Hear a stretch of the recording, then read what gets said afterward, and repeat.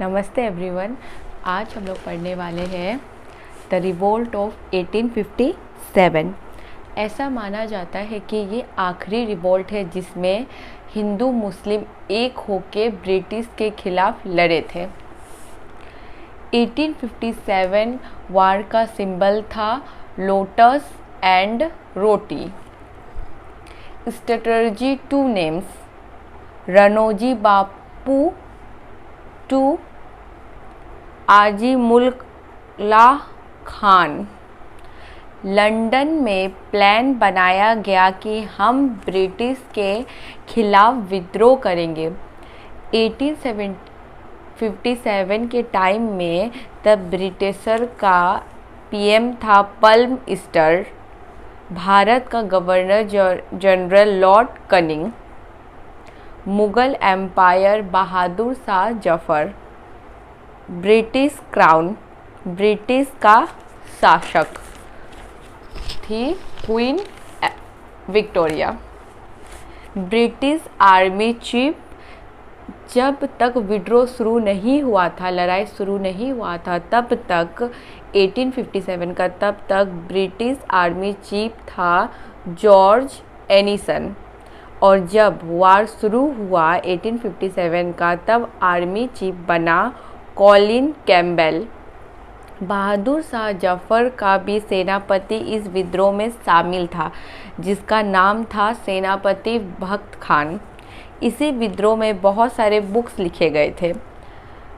1857 SN. Sen, government of India. सरकारी इसलिए बोला गया क्योंकि गवर्नमेंट ने ही इन्हें लिखने के लिए बोला था। Second, Indian war of independence, V D. Savarkar. Third, the sepoy mutiny, the revolution of 1857, R C. Majumdar. Fourth, poverty, unBritish rule in India, Dadabhai Naoroji. British army में जो राइफ़ल इस्तेमाल होती थी वो लकड़ी का राइफ़ल था, बंदूक हुआ करती थी। ठीक है, वो जो बंदूक में ऐसे ऐसे मुंह से ऐसे हटाता है ना, तो वो जो गाय और शुगर का बना हुआ होता था, तो हमारे हिंदू धर्म में तो वो नहीं खाया जाता है, इसलिए लोग विद्रोह किए। कैसे? तो क्या हुआ, तो इस्तेमाल करने से मना कर दिया बुलेट का। तो उसका एक ये हमारा ये पॉलिटिकल रीज़न है। भारत के दो गवर्नर जनरल पॉलिटिकल कारण रहे 1857 का। एक ये बंदूक वाला रीज़न था और एक और पॉलिटिकल रीज़न भी था। ठीक है, तो बंगाल का गवर्नर जनरल हुआ करता था वेलसेली, 1798 to 1805 बनकर आया। तो लॉर्ड वेलसेली का ही सब्सिडियरी अलायंस था। कमज़ोर राज्य के राजा को अगर कोई दूसरा राज्य लड़ रहा है, तो ब्रिटिशर्स अपनी सेना भेजकर वो कमज़ोर राज्य की मदद करेंगे, लेकिन बदले में वो कमज़ोर राज्य को ब्रिटिशर्स को एक ज़मीन का बड़ा भाग देना होगा। ठीक है, हैदराबाद ने ही सबसे पहले वेलसेली के सब्सिडियरी अलायंस को एक्सेप्ट किया था। लॉर्ड डलहौजी ने हड़पा था और ब्रिटिश साम्राज्य में मिला लिया, जैसे सतारा, संभालपुर एंड जैतपुर, भगत, उदयपुर, झांसी, नागपुर, अवध एंड करौली में विद्रोह होने की वजह से करौली को छोड़ दिया। अवध में 1856 में लास्ट नवाब था वाजिद अली शाह। झूठ बात बोला कि वाजिद अली शाह के शासक में आम जनता हम लोग खुश नहीं है, इसलिए हम अवध को ब्रिटिशर के साम्राज्य में मिला रहे। ऐसा बोल दिया कि समाज खुश नहीं है, इसलिए ब्रिटिशर्स अपने अंदर ले रहे हैं अवध को। ठीक है, वाजिद अली शाह के ही पत्नी बेगम हजरत महल इस विद्रोह के नेतृत्व की। उस समय अवध की राजधानी लखनऊ हुआ करती थी। तो इस वजह से अवध के लोग गुस्सा भी हुए थे, ये जब ब्रिटिश ने अपने अंदर ले लिया था अवध को। फिर एक और सोशल रीज़न भी है। सोशल रीज़न ये है, इसे लीड किया था ईश्वर चंद्र विद्यासागर ने। 1856 में लॉर्ड डाउज़ली के शासक था। कार्यकाल ख़त्म होने वाला था, मतलब इनका कार्यकाल ख़त्म होने वाला था लॉर्ड डाउज़ली का।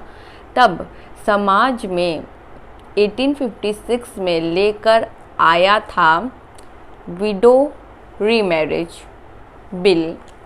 जनता को आया गुस्सा, बोला हमें सब तरह से टॉर्चर कर रहे, कम से कम हमारे संस्कृति रिचुअल को तो छोड़ दो, उसमें तो इंटरफेयर मत करो। ईश्वर चंद्र विद्यासागर ने इस बिल को सपोर्ट किया। वोमेन का रीमैरिड वाला जो बिल था उसको ईश्वर चंद्र विद्यासागर ने सपोर्ट किया। ठीक है। 1856 में window remarriage act Lord cunning के समय और सबसे पहले कलकत्ता से शुरुआत हुई थी। फिर एक और रीज़न है 1857 वार का रिलीजियस रीज़न कि 1813 में क्रिश्चियन मिशनरी आए भारत में। क्रिश्चियन धर्म का प्रचार करने के लिए, बाइबल को प्रचार करने के लिए क्रिश्चियन मिशनरी का मेन मकसद था कि भारत के लोगों को क्रिश्चियनिटी में कन्वर्ट, उन लोग से कन्वर्ट करवा ले, मतलब कि भारत के लोगों को हिंदू धर्म से क्रिश्चियनिटी को एक्सेप्ट कर ले ताकि क्रिश्चियनिटी की पॉपुलेशन बढ़ जाए। फिर डाउलूजी ने बोला अगर जो भारत के लोग क्रिश्चियन धर्म एक्सेप्ट कर लेंगे तो उन लोगों को लगान माफ़ कर दिया जाएगा, लगान देना नहीं पड़ेगा और उनके घरों में सरकारी नौकरी दिया जाएगा। ठीक है। एंड जो क्रिश्चियन धर्म एक्सेप्ट नहीं करेंगे उनको डबल लगान देना पड़ेगा। किसने बोला था बताना? डलहौजी ने। फिर एक रिसेंट रीज़न हुआ 1857 में वुडन राइफल का यूज़ हुआ करता था जिसका नाम है ब्राउन बेस। फिर 1857 में ही ब्रिटिश के द्वारा यूज़ होने लगा इनफील्ड राइफल जो कि आयरन का था। पहले लकड़ी का यूज़ करते थे, अब आयरन का इनफील्ड राइफल।